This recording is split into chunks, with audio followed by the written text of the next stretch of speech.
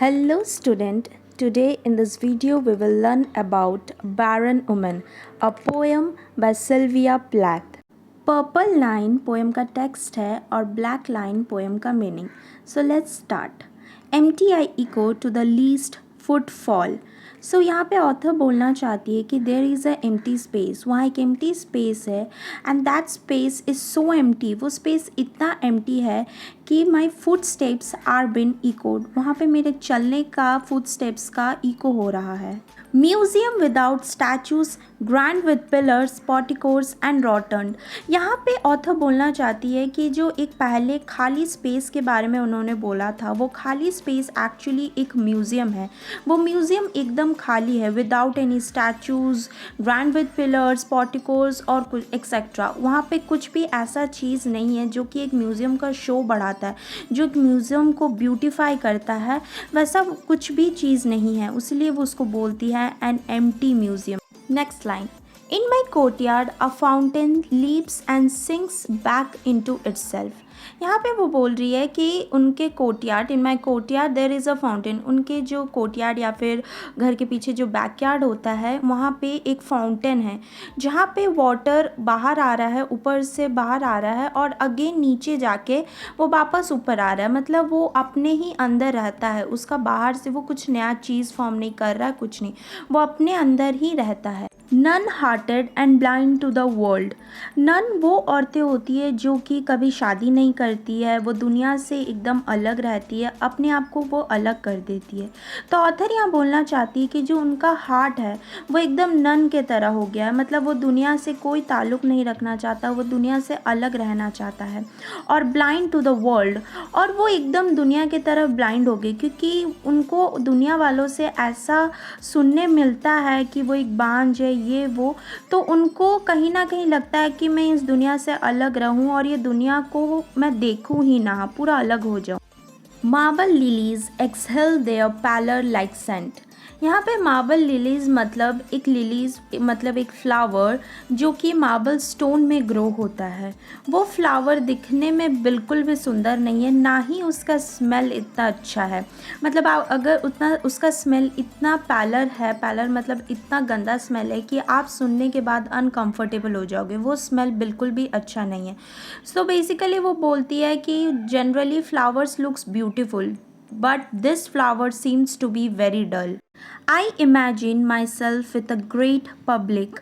So यहाँ पे author बोल रही है कि she is imagining herself with huge public.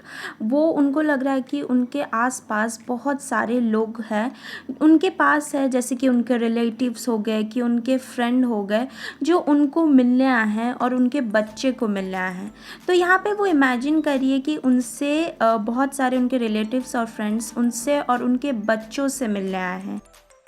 Mother of a white knight and several belled I Apollos. सो पहले टेक्स्ट में जब उन्होंने बोला कि मेरे रिलेटिव्स और फ्रेंड्स मेरे से और मेरे बच्चों से मिलने आए हैं, तो वहाँ पे वो बोलना चाहती थी कि मेरी डॉटर नाइक और मेरे सन अपोलो. बेसिकली क्या है, नाइक एक ग्रीक गॉडेस ऑफ विक्ट्री है और अपोलो एक गॉड ऑफ म्यूज़िक है. तो वो उन दोनों को अपने बच्चों की तरह मानती है, पर उन्हें भी कहीं ना कहीं पता है कि ये जो उनका इमेजिनेशन है ये कभी सच नहीं हो सकता, क्योंकि उनको पता है कि वो कभी माँ नहीं बन सकती. बट कहीं ना कहीं उनके जो एक माँ का दिल होता है वो भी उनके अंदर है, पर उनके पास बच्चा नहीं है वो शो करने के लिए. Instead the dead injure me with attentions and nothing can happen. तो यहाँ जो attention word यूज़ करती है वो एक्चुअली सोसाइटी के लिए यूज़ करती है कि सोसाइटी उनको आके बोलती है that this is your fate and you can't do anything. अब तुम्हें इसी ट्रूथ के साथ जीना पड़ेगा कि कभी भी तुम माँ नहीं बन सकती. और बार बार उनको आके यही चीज़ बोलती है जब सोसाइटी, तो उनको ये चीज़ कहीं ना कहीं दिल पे लगती है और बुरा लगता है. Blank faced and mum as a nurse. सो यहाँ पे वो मम वर्ड मून के लिए यूज़ करती है। वो बोलती है कि उनको लगता है कि मून उनके ऊपर हाथ रख कर उनको देखता है और जो मून का फेस है ना वो एकदम ब्लैंक है, लाइक नर्स के तरह। तो वो नर्स इसलिए बोलती है कि जब वो डॉक्टर के पास जाती है अपना चेकअप के लिए, तो नर्स अपना फेस एकदम ब्लैंक कर देती है, साइलेंट कर देती है, क्योंकि वो उनसे कहा नहीं जाता ऑथर से कि वो कभी भी माँ नहीं बन सकती, तो इसीलिए उनका फेस एकदम ब्लैंक रहता है।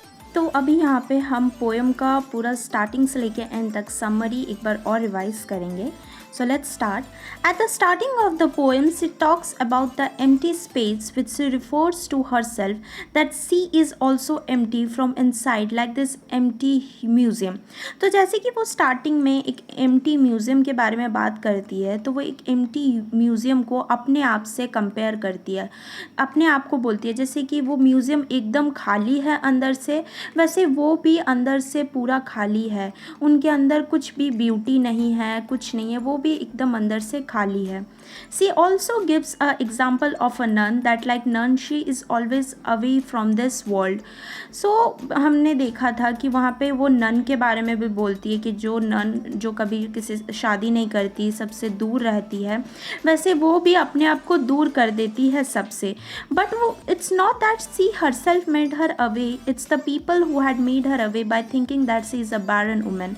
सो यहाँ पे वो खुद ही अपने आप को दूर नहीं करती, उन्हें सोसाइटी मजबूर कर देता है अपने आप को उनसे दूर करने के लिए, क्योंकि सोसाइटी उन्हें एक ऐसे नज़र से देखता है कि वो एक बांझ है, ये वो, तो उसी नज़र से वो कहीं ना कहीं सोसाइटी से दूर हो जाती है।